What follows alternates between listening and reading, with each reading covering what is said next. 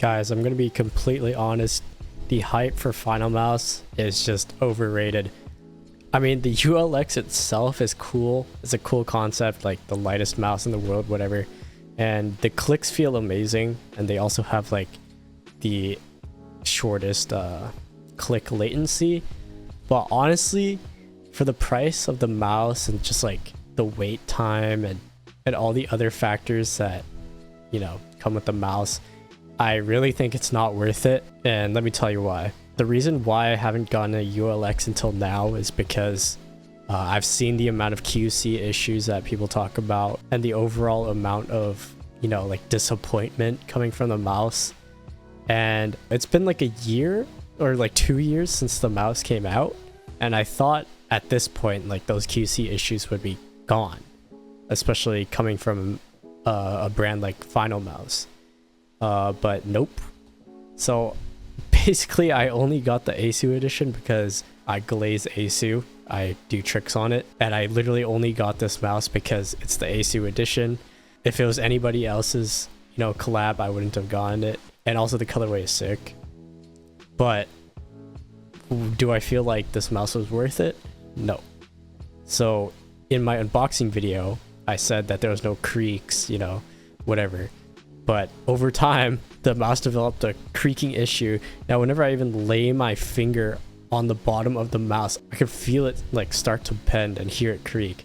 I'm not even pushing on it. I literally just rest my thumb on it and I can feel it bending. That's, you know, you don't feel that in game, but that's still a pretty big issue. And in the unboxing, I mentioned how the scroll wheel isn't aligned. I don't know if you can see that, but it's a little bit closer to the left than it is to the right. That's also annoying, but you know, you don't feel that in game also. But one thing that you do feel in game is how cheap the scroll wheel feels. It feels like it's literally about to fly off the mouse whenever I scroll too hard.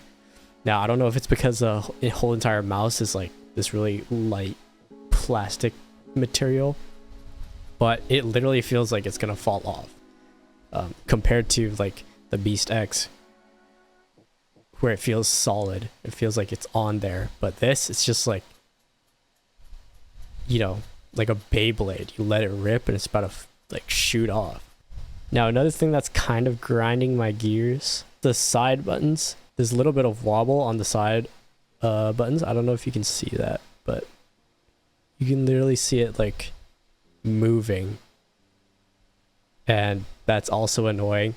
And the amount of flex this mouse has, it's like embarrassing.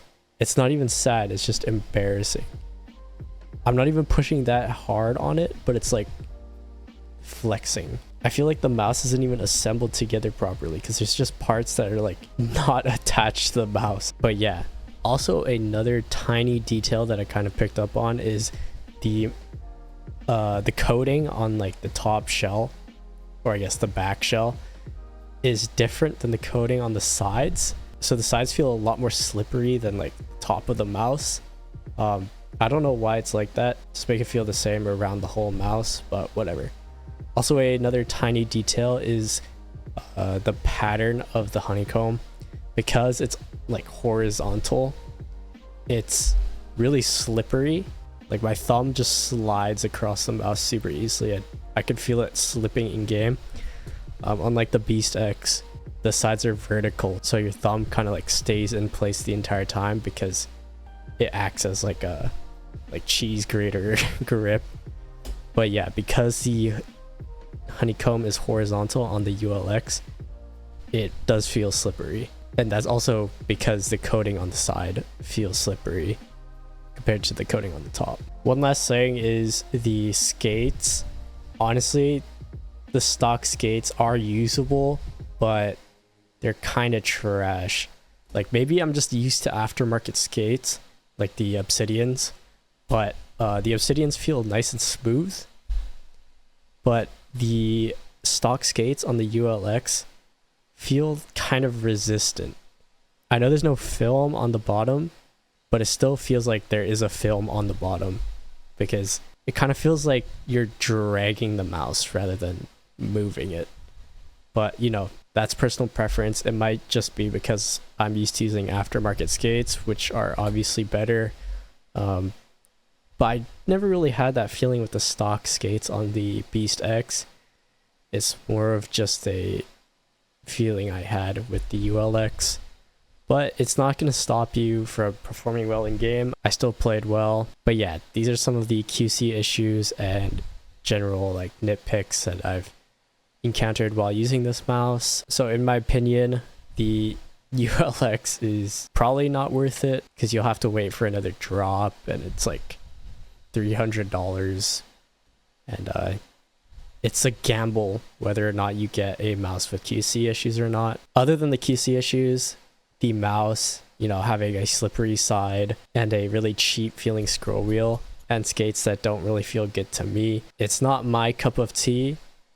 But I can see why there's a lot of people that like the ULX just because the clicks feel insane. Like the clicks do feel amazing and the ULX has one of the lowest click latencies. But to me, these issues are a deal breaker. But apparently Finalmouse is coming out with a ULX competition, which is just a ULX without any holes.